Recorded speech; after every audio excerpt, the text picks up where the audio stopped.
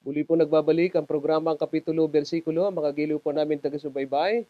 Salamat po na marami sapagkat kayo po ay muling nanonood sa ating programa at inaabangan po ang ating pagsagot sa mga tanong ng ating po mga kaibigan na nagbigay po sa atin ng mga katanungan sa programang ito.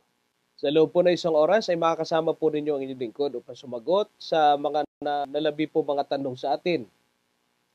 Siyempre po sa ating po mga giliw na taga-subaybay sa iba't ibang panig ng mundo, salamat po na marami sapagkat muli po ninyong pinatuloy ang programang ito sa inyo pong mga tahanan na naging kapartner po ninyo sa pag-aaral po ninyo ng salita ng ating Panginoon Diyos. Sa ating po mga kababayan dito sa bansang Pilipinas, real time pa rin po ang ating programa. Yung pong oras na nariyan sa inyong screen, yan din po ang oras na ating pong pinanunood ang ating pong programa dito po sa ating Facebook page.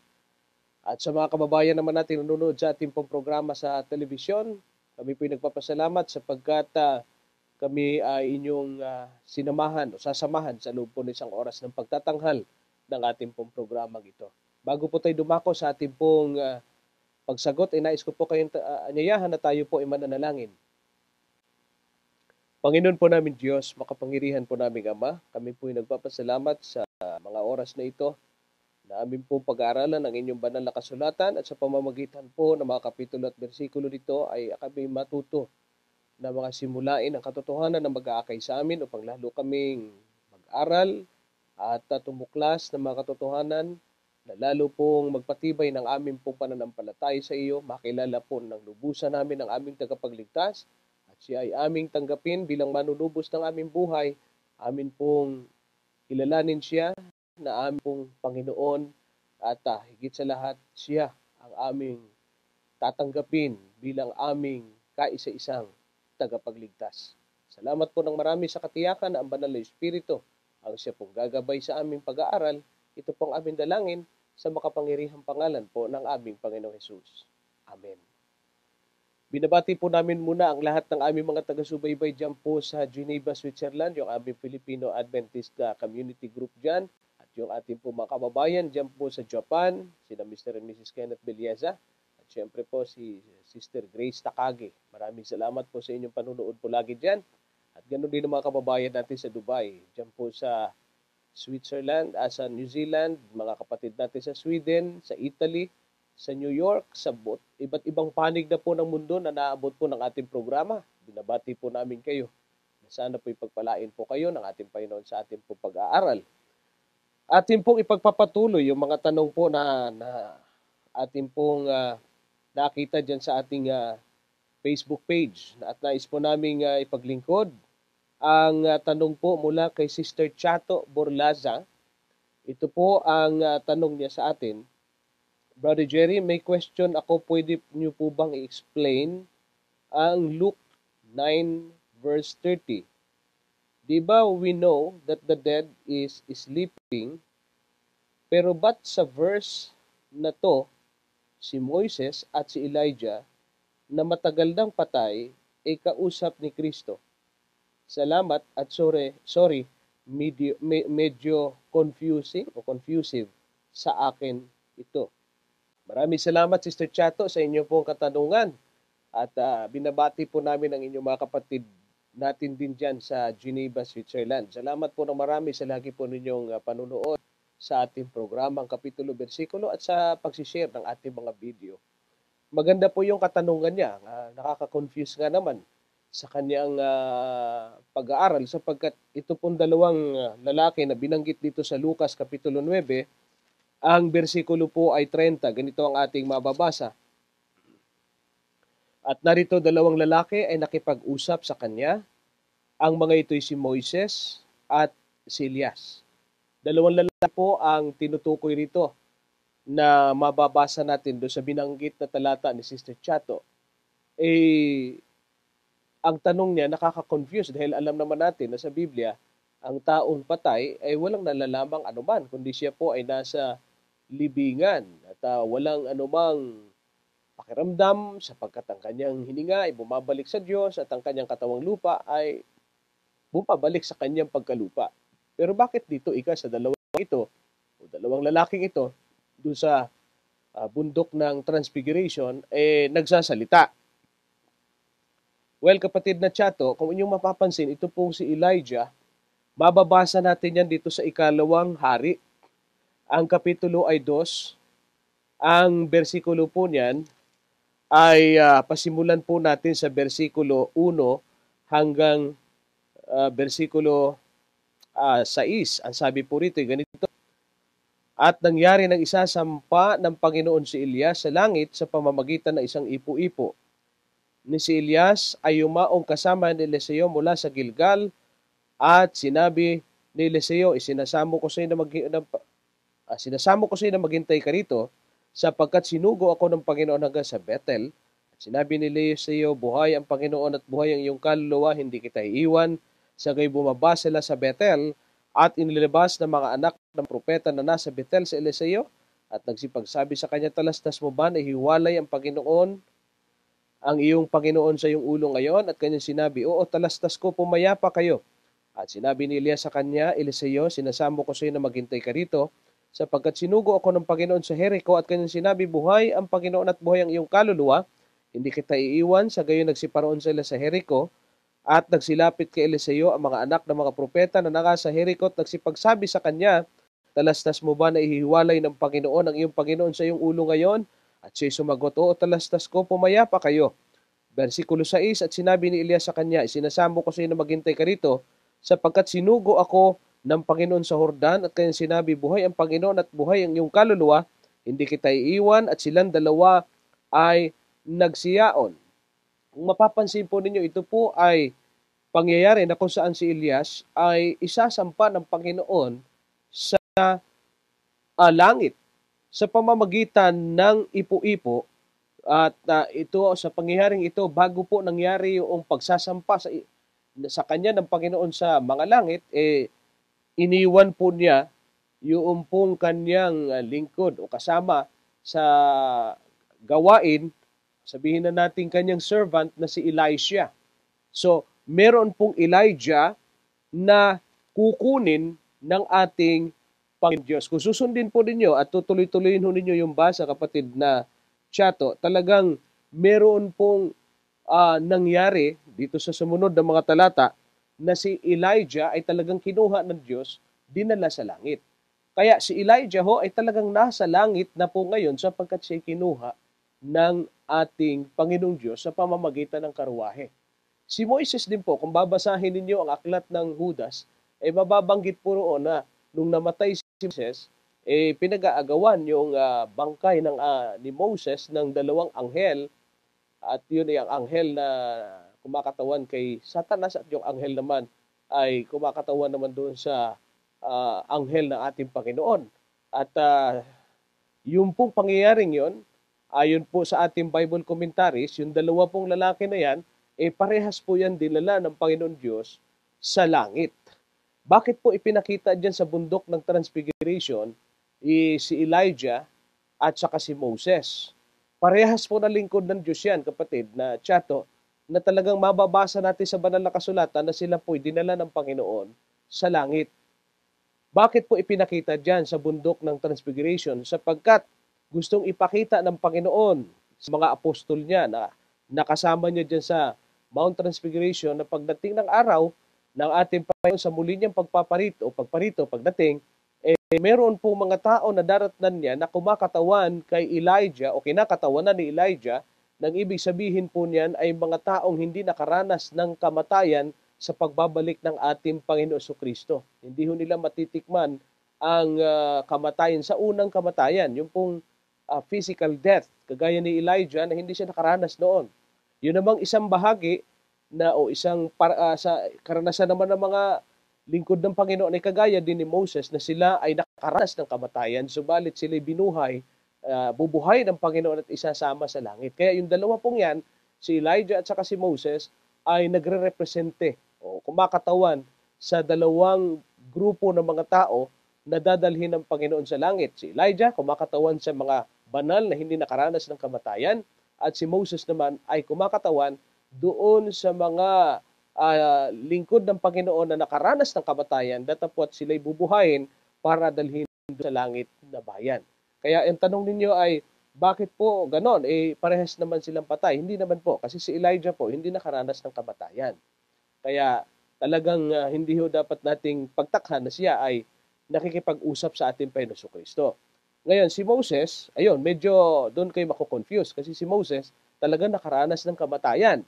Pero ayon po sa ating pag-aaral, ayon mismo sa ating mga Bible commentary, sa ating SDA Bible commentary, si Moses po ay kinuha ng Diyos mula sa kanyang uh, kanyang libingan at in fact pinag-aagawan pa yung kanyang bangkay ng dalawang anghel, isang anghel ng kadiliman at isang anghel ng kaliwanagan at dinala ng Panginoon doon sa langit. Na yan naman ang kumakatawan o kakatawan doon sa tinatawag po nating resurrection ng mga banal sa pagbabalik ng ating Panginoon Kristo. Kaya yung nag-uusap po diyan, parehas po dinala sa langit yan kapatid.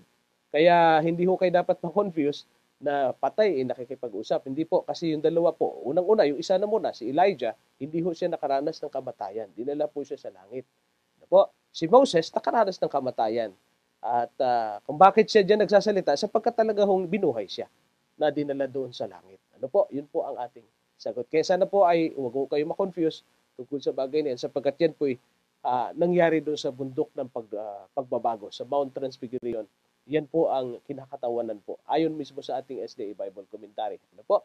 Pero, maliban dyan sa dalawang yan, wala na pong napunta sa langit. Lalo na po yung ina ng ating Panginoon Kristo sa pagkakatawang laman, si Virgin Mary, wala doon. Yung mga santo, wala doon. No? Meron lamang pong dalawang tao na dinala ng Panginoon. Actually, tatlo pa eh. Si Enoch, na binabanggit din sa aklat ng Genesis na siya ikinuha ng Diyos. Ano po? So, yung tatlong yan. Si Enoch, hindi na nasumpungan sapagkat kinuha ng Diyos.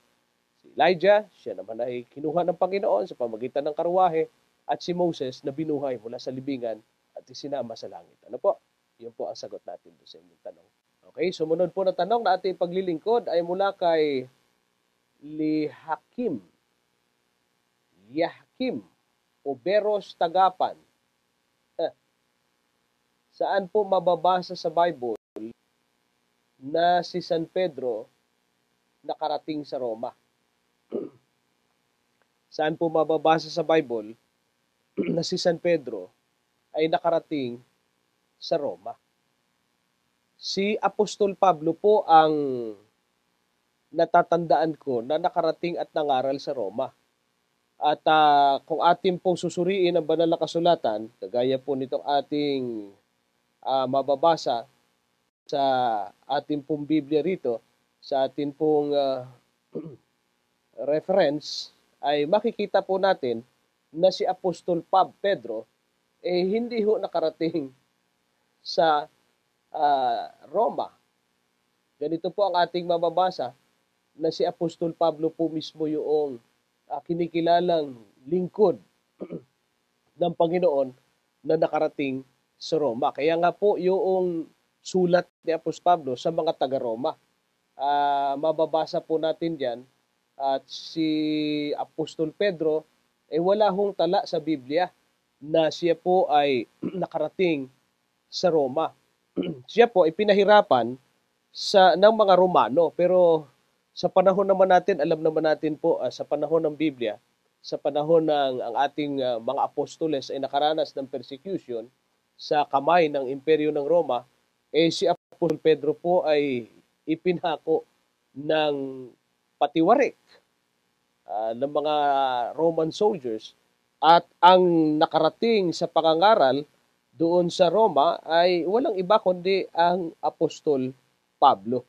At yan po ay maraming tala sa banal na kasulatan, pero si Apostol Pedro po, tama yung inyong tanong diyan, na inyong tinatanong kung nasaan sa Biblia na mababasa na si Apostol Pedro yung nakarating sa Roma, si Apostol Pedro, hindi po natin mababasa sa Biblia na si Apostol Pedro po ay nakarating sa Roma. Ano po?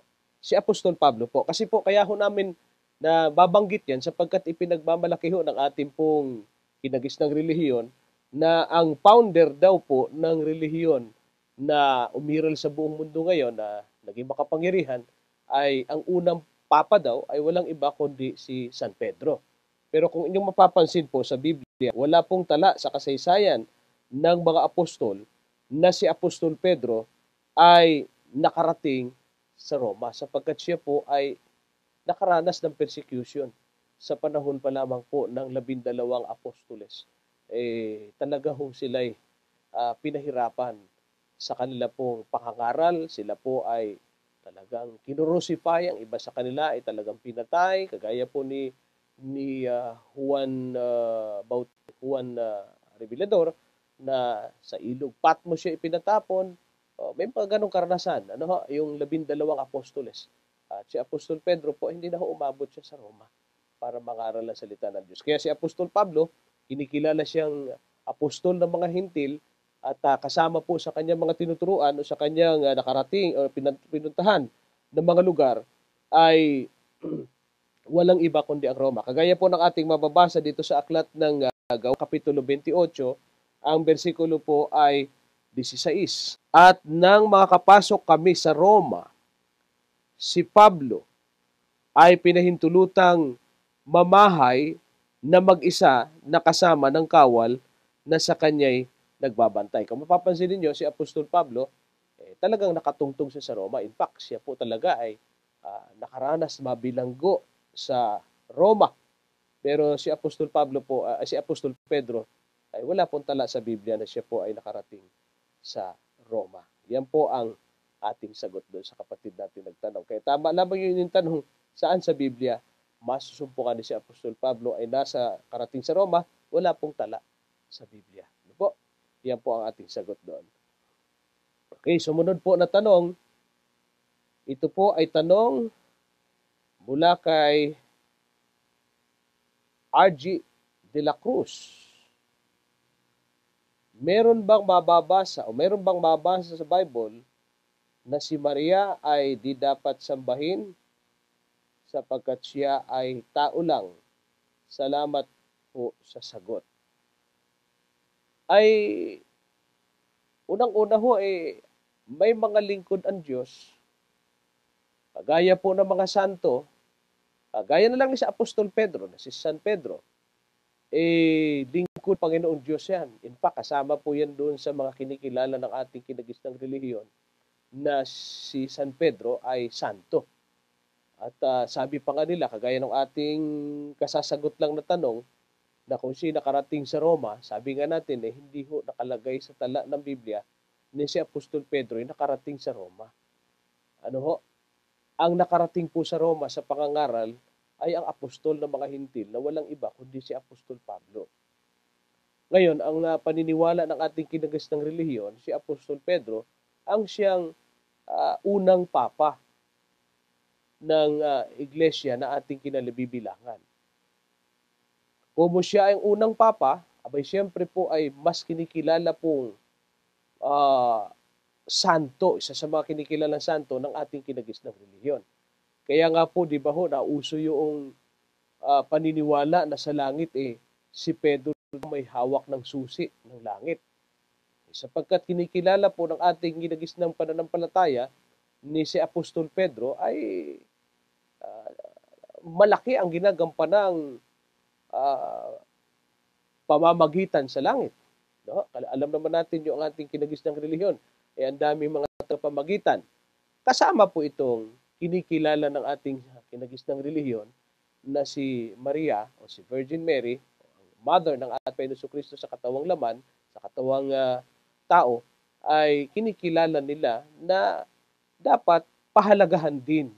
Pero tandaan po ninyo, kagaya po ng ating mababasa dito sa aklat ng Gawa, na ang ugali ho ng mga mananampalataya ng Diyos ay hindi ho kailanman sinasamba o kaya ay nagpapasamba. Halimbawa po, itong nasa aklat ng Gawa Kapitulo 10, babasahin ko po sa inyo ang versikulo 25. Ang sabi rito, at nangyari na pagpasok ni Pedro ay sinalubong siya ni Cornelio at nagpatira pa sa kanyang paanan at siya'y sinamba.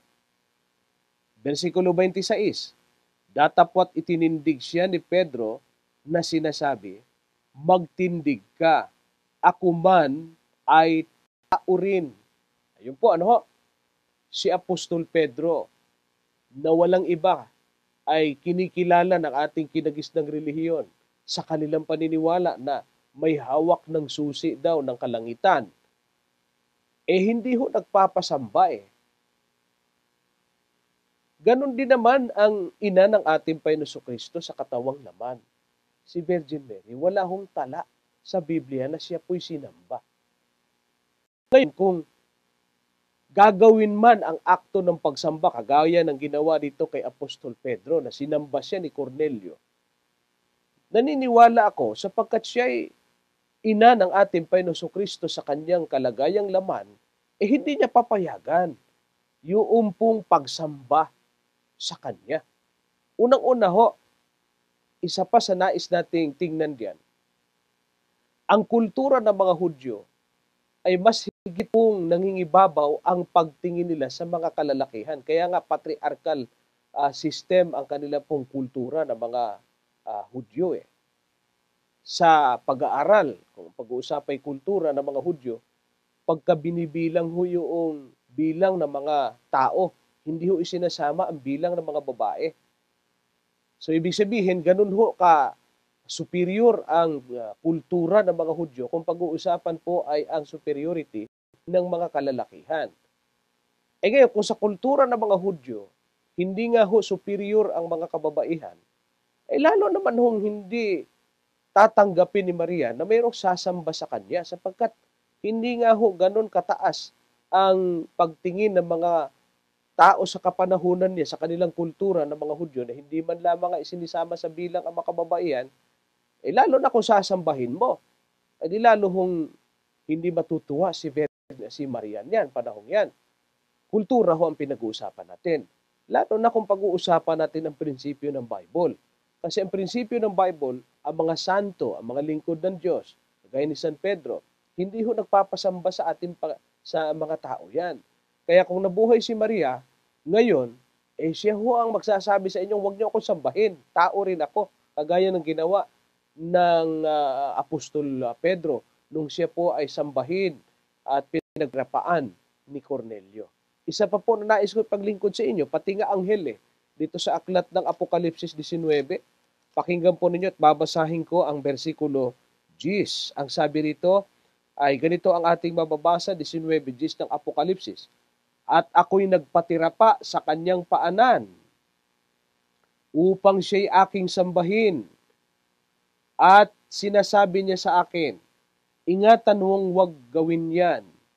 Ako'y kapwa mo alipin at ng iyong mga kapatid na mayroong patutuo ni Jesus. Sumamba ka sa Diyos sapagkat ang patutuo ni Jesus ay siyang espiritu ng hula. Pansinin mo kapatid, ano? Pati nga ho pala yung anghel nung siya'y sambahin, nagpatira pa si Juan Revelador, isa sa mga apostol ng ating Panginoong Hesukristo. Nung siya'y nagpatira pa at sumamba doon sa anghel na nagpakita sa kanya diyan sa pangitain diyan sa ilog ng sa isla ng Patmos, sabi niya, huwag mo akong sambahin sapagkat ako'y kapwa mo rin alipin. Nakita po ninyo, kaya anghel, mga banal na tao, yung mga santo na nabuhay sa panahon ng ating Panginoong Kristo, mga apostoles niya, hindi ho nagpapasamba. Lalo na po si Maria. Hindi ho tayo makakabasa sa Biblia na siya po'y sinamba. Ang may gawa lamang po ng pagsamba kay Maria ay ang ating po simbahang kinagisnan. Kinikilala po nila na ina ng Diyos. Ang Diyos po'y walang ina. Hindi ho magkakaroon ng ina ang Diyos. Maaaring sabihin si Kristo'y Diyos Opo, ina siya ng ating Panginoong Kristo sa katawang laman. Pero hindi siya ina ng kanyang pagka-Diyos. Kaya walang ina ang Diyos. Si Kristo, ina siya sa pagkatao ng ating si Maria ay ina siya sa pagkatao ng ating Panginoong Kristo. Pero hindi siya ina sa pagka-Diyos ng ating Panginoong Kristo. Dahil ang Diyos po walang ina, walang ama, wala hong pinanggagalingan ang kalagayan Diyos ng ating Panginoong Kristo. Kaya hindi ho dapat natin tawagin siyang ina ng Diyos. Hindi ho. Siya po ay ina sa pagiging tao ng ating Panginoong Kristo. Ginamit po siya na babae. Kaya nga sabi ng Biblia, mapalad siya sa lahat ng mga kababaihan sapagkat siya ang pinili na magiging ina ng ating Panginoon Kristo sa kalagayang laman. Ano po? Yan po ang sagot natin. Kaya ang tanong ninyo, meron bang mababasa sa Biblia na si Maria di dapat sambahin? Wala ho tayong mababasa ng diretsahan. Pero ang Biblia po ay nagsasabi ng malinaw na talagang hindi ho pinasasamba ang mga kapwa-tao. Si Maria ay tao eh. Hindi rin nga pinasasamba yung mga apostoles, ang mga lingkod ng Diyos na mga kinikilalang mga leader ng simbahan, tagasunod ng ating Panginoon Kristo sa panahon niya. Hindi ho. Kaya implied po sa Biblia. Wala ho tayong mababasang letra por letra na hindi dapat siyang sambahin sapagkat nagpapakita na ang mga simulain ng Biblia na talagang hindi nagpapasamba ang mga tao, ang mga apostoles, kahit ang mga anghel. Yan po ang sagot natin, no? Doon sa ating kapatid na nagtanong. Okay, sumunod po natin na sasagutin. Ito po tanong ni Sister Leia Bermas. May gusto po akong itanong. Sana sa ibang pagkakataon masagot niyo po. Yan, text kasi yung kanyang tanong kaya minsan nalilito tayong basahin. Minsan kasi late na ako nakakapanood ng live, nasa work po ako kasi. Tanong ko po, ano ang sinasabi ng Bible about sa parent arrangement wedding? Or nagkakasala po ba ang tao kung hindi sila nagmamahalan at maging mag-asawa sila? Or sa kabaligtaran ng tanong, maituturing bang sagrado ang pagtatalik kung kasal pero hindi naman nagmamahalan ang mag-asawa? Medyo maganda itong situational question po itong binanggit ng ating kapatid. Ano daw sinasabi ng Bible tungkol sa parent arrangement wedding? May mga tala din po naman kasi sa Bible na yung po pag-aasawa gawa din ng mga magulang. Meron din pong halimbawa yung nangyari doon sa kalagayan ni Jacob. Papansin po ninyo roon na may kultura po ang ating pong ang mga Israelita sa panahon ng Old Testament na ang kultura nila pagka sila'y nag-asawa, ang tradisyon pag halimbawa ay namatay yung asawa mo, yung kasunod ang magiging asawa. Yan yung tradisyon nila. Kaya nga nung ating Panginoon Kristo ay narito sa lupa, tinanong siya ng mga Hudyo kung mag-asawa yung babae. Sunod-sunod na namatay yung kanyang naging asawa. Tradisyon po kasi nila yan na may sunod-sunod na matay, may susunod talaga, maaasawa niya naman yung kasunod na anak o kasunod na kapatid. Sabi ng Panginoon, sino doon sa mga magkakapatid na naging asawa ng babae ang magiging asawa niya sa langit? Sabi ng Panginoon Kristo, sa langit kasi wala nang pag-aasawahin. Hindi na pwede mag-asawa.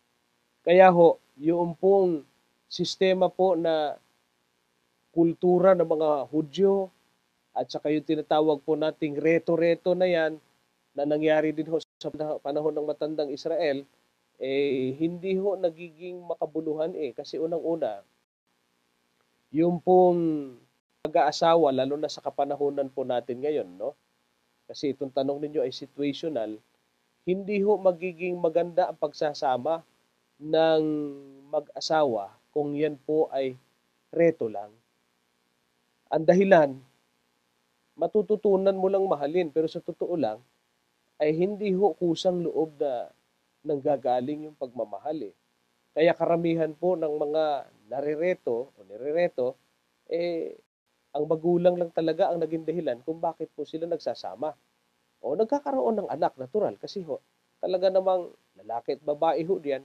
Kagaya nung inyong tinatanong, nagkakaroon din ng pagtatalik yan, isiping din yan, dahil sila siyempre, ikinasal yan. Sabi ninyo, banal ba yun? Yun yung sumunod na yung tanong, nagkakasala po ba? Sabi ninyo rito, kung hindi sila nagmamahalan, ay hindi naman sinasabi ng Biblia na sila ay nagkakasala. Wala naman pong diretsahan na sila ay sinasabihan ng Diyos na sila ay magkakasala o kaya ay nagkasala. Ano ang sinasabi? Sabi niya dito, at maging mag-asawa sila or sa kabaliktaran. Ang tanong, maituturing bang sagrado ang pagtatalik kung hindi sila kasal? Sabi ninyo dyan, ano? Pero hindi naman nagmamahalan ng pag-aasawa.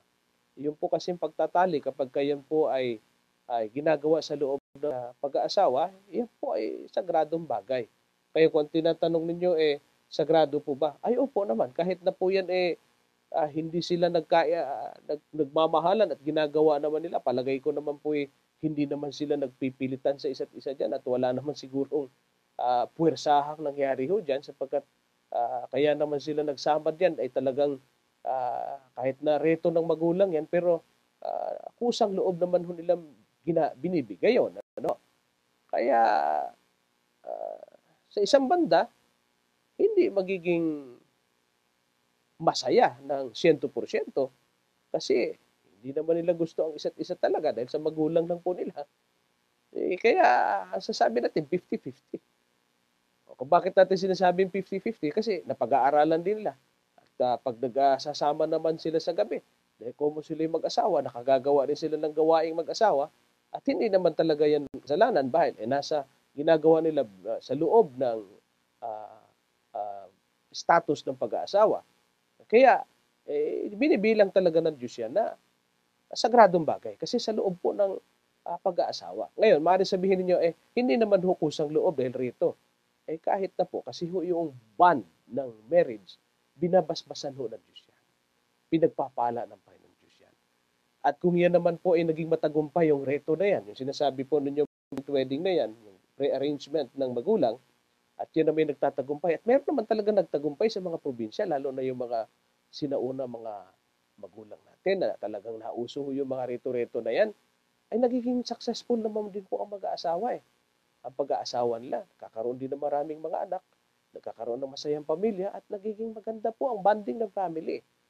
Pero sa panahon po natin ngayon, lalo na tayong mga ipinanganak, yung mga millennials na yan, mga kabataan ngayon, hindi mo na madadala sa rito-rito yan, sa mga parent wedding na yan. Siguradong hindi kayo papatulan o hindi kayo papayagan ng mga kabataan natin ngayon.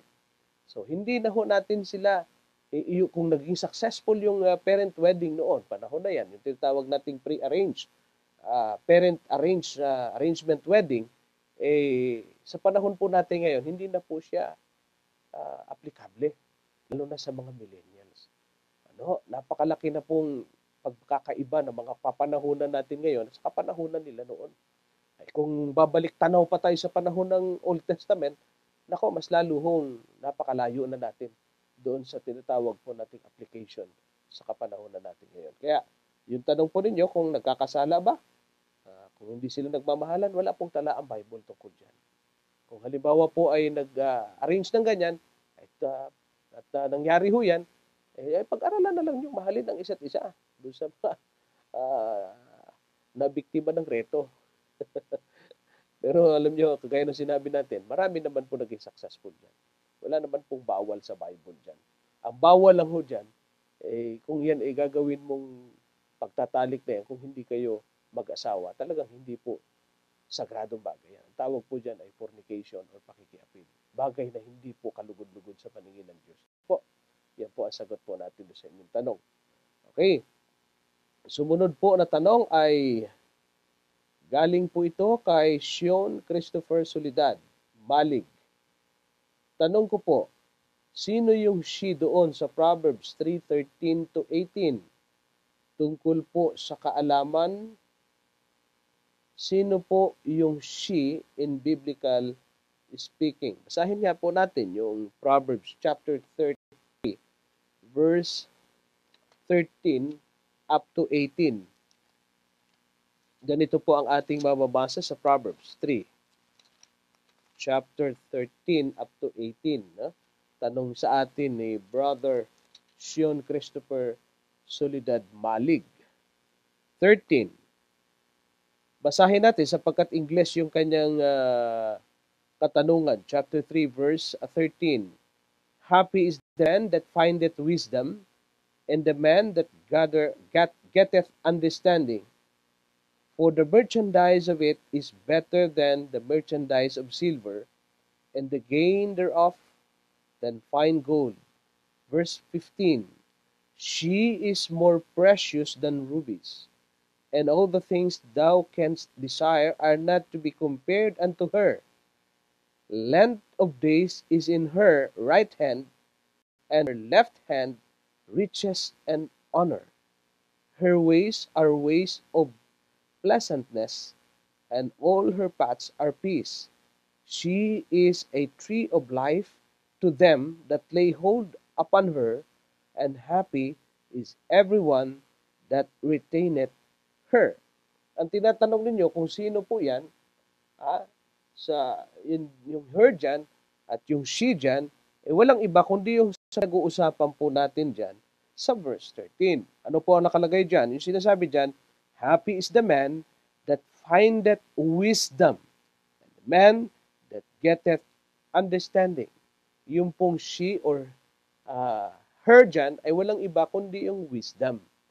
Yun po ang binabanggit dyan. Siya po ang subject matter. Yan pong wisdom. Yan po ang pinag-uusapan dyan. May mga talata po at nagpapagay dyan na yan daw ay yung karunungan dyan ng ating Panginoon Kristo. Hindi po. Yun po ay wisdom.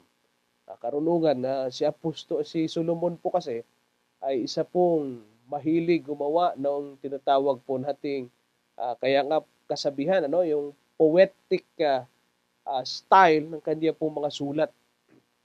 Kaya karamihan po ng kanya mga salita dyan ay lagi pong patula, lagi pong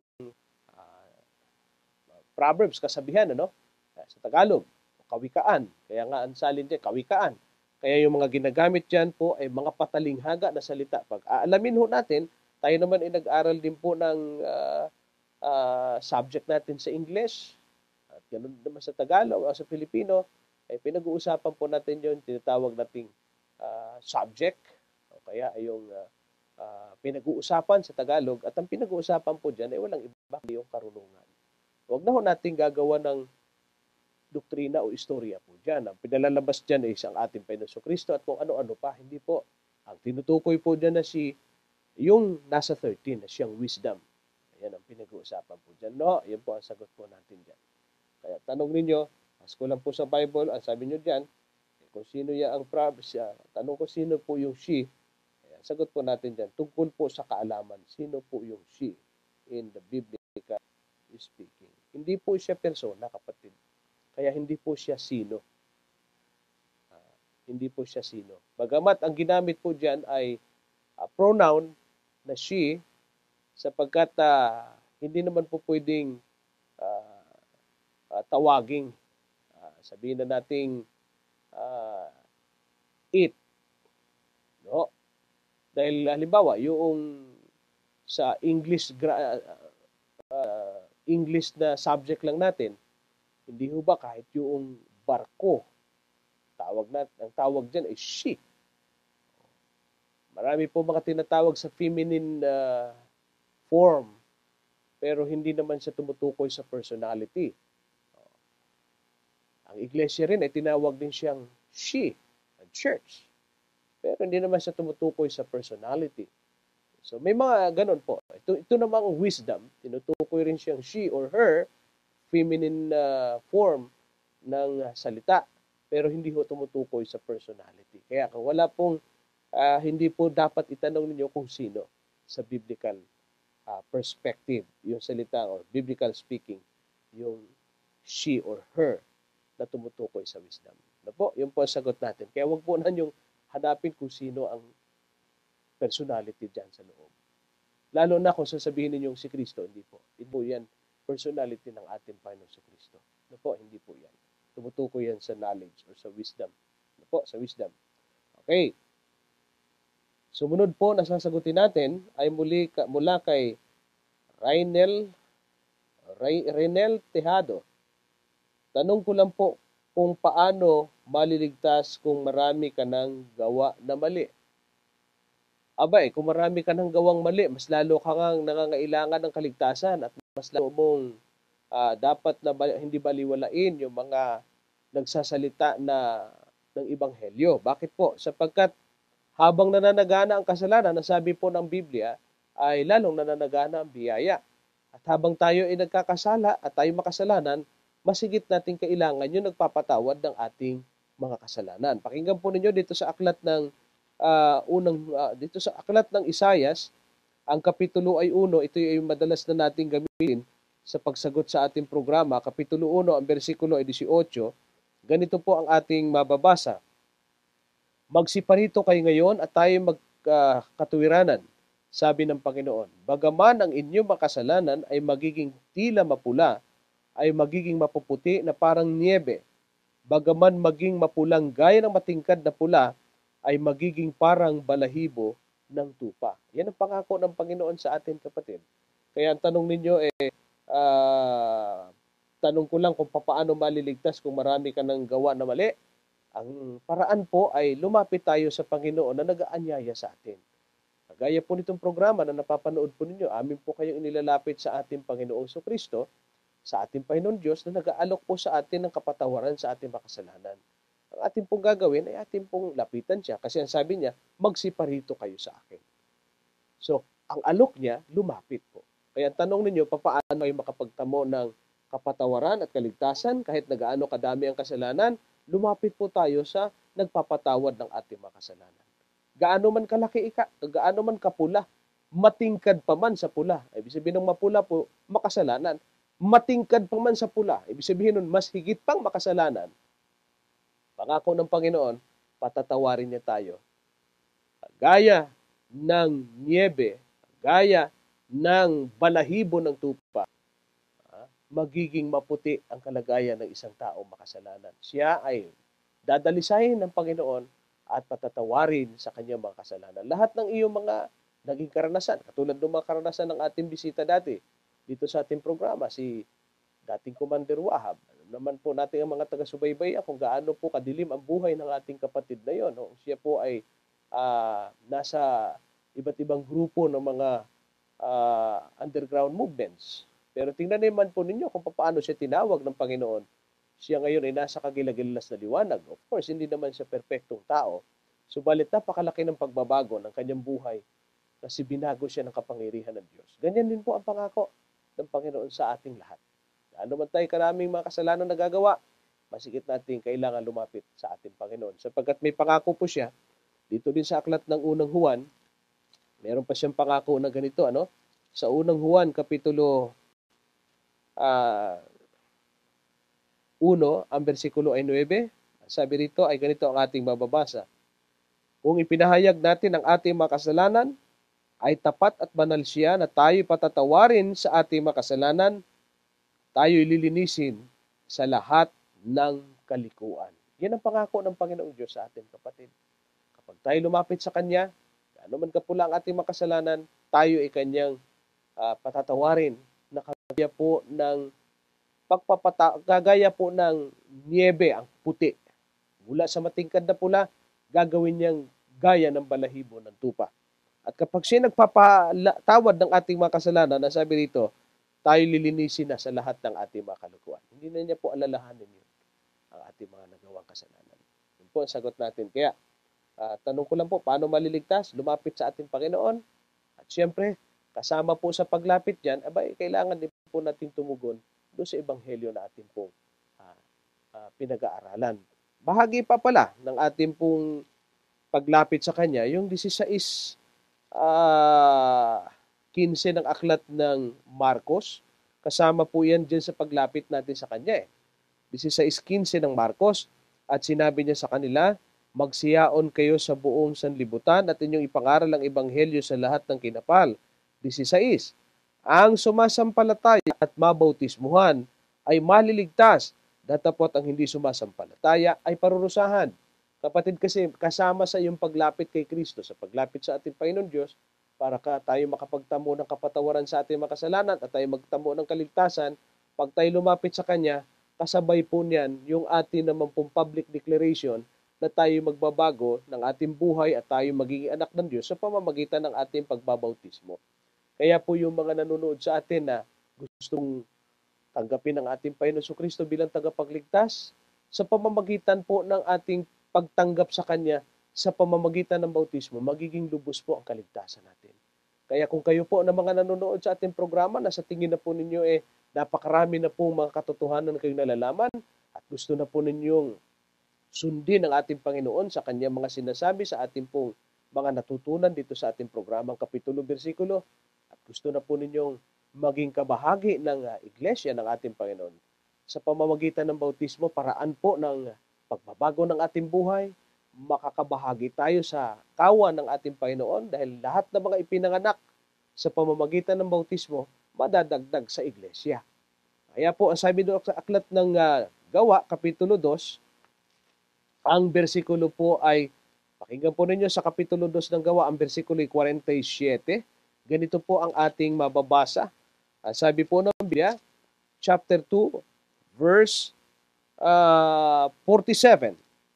Babasahin ko sa English, sa King James Version. Praising God and having favor with all the people, and the Lord added to the church daily as such as should be saved. Saan daw po ilalagay ang mga naligtas? Gaya mo kapatid, pag ikaw'y lumapit sa ating Panginoon, gaano man kapula ang iyong kasalanan, gaano man kadami ang iyong mga kasalanan, sabi ng Panginoon, papuputiin niya na gaya ng balahibo ng tupa. Papuputiin niyang gaya ng niebe. At kapag tayo lumapit sa Kanya, lahat ng ating mga kalikuan ay Kanyang lilinisin. At pagkatapos niyan, meron tayong gagawin. Ang sabi niyan ay kailangan tayong magpabautismo sapagkat ganyan ang gusto ng Panginoon sa atin. At pag tayo nabautismuhan na, tayo tinatawag na bagong nilalang kay Kristo. Bagong buhay. Ngayon, kapag bagong nilalang ka, kagaya sa isang pamilya, pag may ipinanganak na muli, magiging miyembro ka ng pamilya. Kaya yung mga nabautismuhan, magiging miyembro ng tunay na iglesia. Kaya kapag yung nabautismuhan na ligtas, ang sabi ng Biblia, siya ngayon ay madadagdag sa iglesia. 2:47 ng aklat ng Gawa. Kaya yung mabautismuhan talaga po magiging kaanib ng iglesia. Ano po? Kaya kung kayo ay magpasyang magpabautismo at kayo ay magiging kaanib ng Seventh-day Adventist, bautismo po ang kailangan. Dahil yan ang sabi ng Biblia sa ikapagtatamo natin ng kaligtasan. Ano po? Yun po ang ating sagot sa inyong katanungan, kapatid. Sumunod po na magtatanong sa atin ay mula kay Gary Basilisco Villamonte. Sabi po niya rito, paano makikilala ang peking Kristo? Lahat kasi nagsasabi sila lang maliligtas. SDA, INC, ADD, etc. Okay, unahin muna natin yung kanyang unang pangungusap. Paano makikilala ang peking Kristo? Kung tinutukoy po ninyo paano makikilala yung peking Kristo, madali lang po. Yun po yung hindi tunay na Kristo. Paano hindi tunay na Kristo? Pag sinabing peke na Kristo, nagpapakilala siya ang Kristo. Paano makilala? Abay, siyempre, yung Kristo po na nagpapakilala sa Biblia, Hudyo, na ipinanganak doon sa Bethlehem. Ipinanganak ni Virgin Mary at yan ay lalang ng Espiritu Santo doon sa aklat po ng Lucas 1:35. Lumaki siya, Hudyo. Ang kanyang kostumbre, Hudyo. Nangingilin po ng araw ng Sabado. Lucas 4:6. Ngayon, kung mayroong nagpapakilalang Kristo, dapat po, yung pakilalang Kristo dapat Sabbath keeper din. At kung yung nagpakilalang Kristo na yan, dapat po Hudyo din. O, yung problema ho, mayroong nagpakilalang Kristo ngayon hindi naman Hudyo. Yung Kristo sa Biblia, Messiah, yun namang nagpakilalang Kristo, Bisaya naman. O ako naman huy Bisaya, hindi ko nilalait ang Bisaya. Ano? Ako laking Bisaya Pare-parehas man tang Bisaya. Itong nagpaila-ila niyang Kristo na asa Davao ba to? Bisaya man po to. Sinasabi ko, hindi ko nilalait ang mga Bisaya kasi ako'y Bisaya. Huwag niyo ako mamisinterpret. The point na sinasabi ko rito, yung Kristo, yung Jesus na ating pinag-uusapang tagapagligtas, Messiah sa Ingles. Hindi ho Bisaya. Yun po. Kaya, alam nyo kaagad kung peke o hindi. Yung peke, yung hindi Hudyo, Bisaya. Kaya may nagsasabing Kristo, na Bisaya, hindi ho yan ang Mesiyas. Yan po. Lalo na, kung yung nagpapakilalang Kristo, nagpapakilala sa kanyang sarili na appointed Son of God, sino nag-appoint sa kanya? Yun. Peke yun. Peking Kristo yun. Ano? Tapos yung nagpapakilalang Kristo, hindi naman nun nangingilin ng Sabat, peke din yan. Kasi ang tunay na Kristo, nangingilin po ng araw ng Sabat. Yun po ang pinagkakaiba ng Kristong peke at saka Kristong tunay. At yung Kristo po natin ngayong, yung Kristo nating tagapagligtas, nasa langit. At yung Kristong peke, nasa Pilipinas. Nasa Davao. Alam nyo na ibig ko sabihin. No po? Yun po. Kaya madali mo makita ang peking Kristo at tunay na Kristo, kapatid. Nasa Bible din yan. No? Ngayon, tungkol naman doon sa mga sekta o sa samahan ng pananampalataya, o tinutukoy nyo paano makikilala naman yung peking samahan at tunay na samahan, ang hahanapin mo, kapatid, hindi ho yung pangalan ng samahan. Ang hahanapin mo, yung sinasabi ng Biblia dito sa Aklat ng Juan, sa Kapitulo 7, ang bersikulo po ay 17. Ganito po ang ating mababasa, 7:17 ng Aklat ng Juan. Ang sabi rito, kung ang sino mang tao ay nag-iibig gumawa ng kanyang kalooban, ay makikilala niya ang turo kung ito'y sa Diyos o kung ako'y nagsasalita na mula sa aking sarili. Paano mo makikilala ang peke na samahan at tunay na samahan? Ang hahanapin mo, kapatid, ay ang turo kung ito'y galing sa Diyos. Huwag mong titingnan yung ganda ng simbahan, ha? Lalo nang huwag mong titingnan yung husay ng nagtuturo. Ang hahanapin mo, yung turo. Kasi kadalasan tayong mga Pilipino, namamangha tayo sa ganda ng simbahan, sa husay ng pananambahan, sa gaganda ng mga kasuotan ng mga mananambahan, doon tayo madalas tumitingin.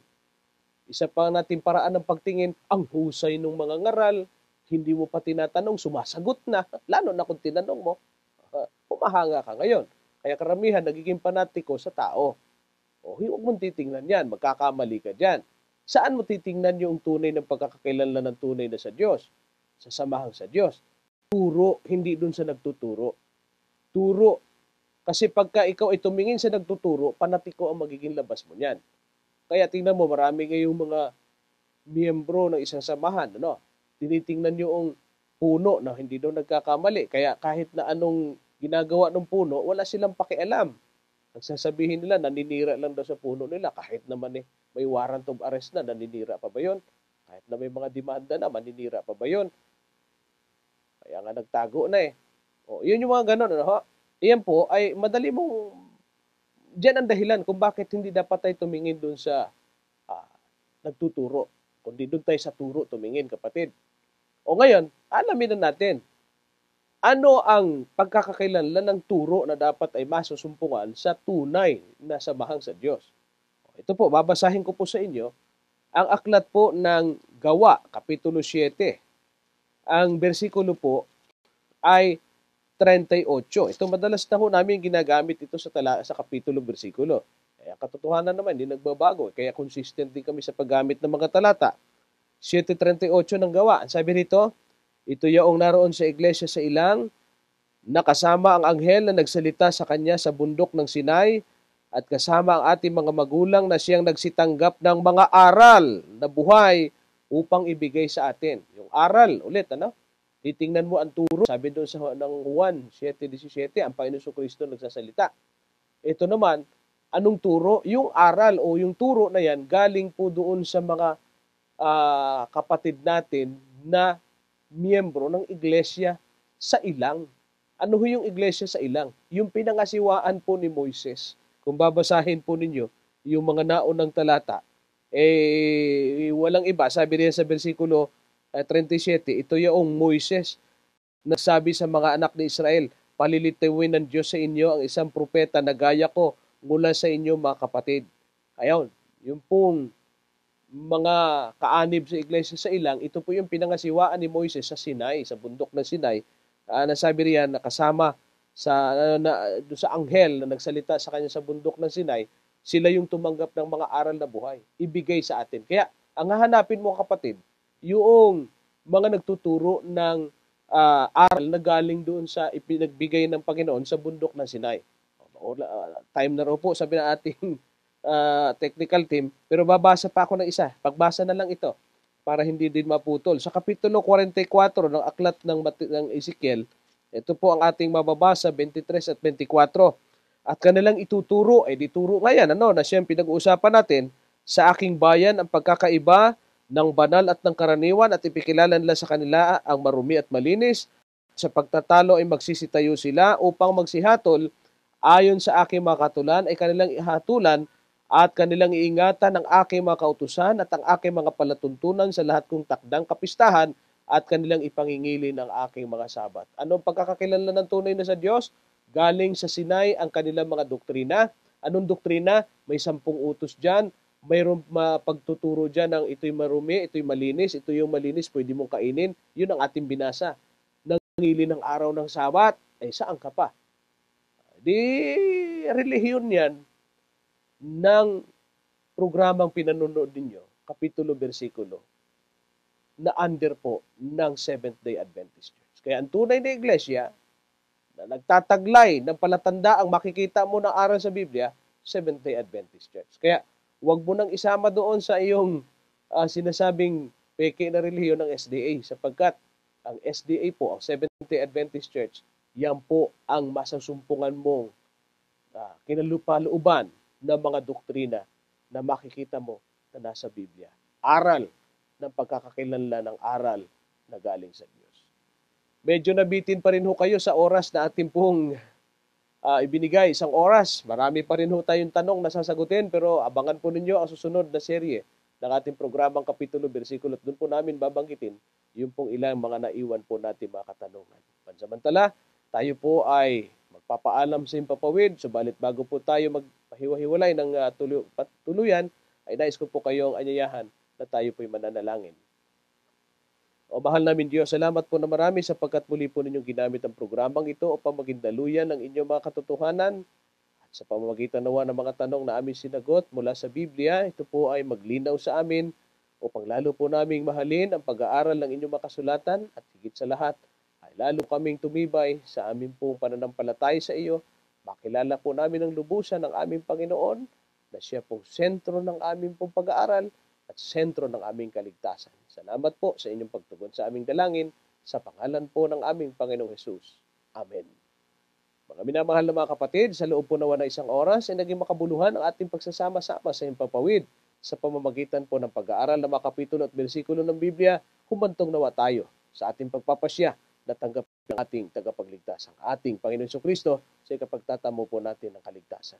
Sa pangalan po ng bumubuo ng ating programang Kapitulo, Bersikulo, at siyempre po ang aking mga kasamahan sa likod ng ating camera, ang Antinig sa Ilang Production. Ito po ang inyong lingkod kay Cristo, Brother Jerry Sevilla. Maraming salamat po sa inyong walang sawang pagsubaybay. God bless you all po.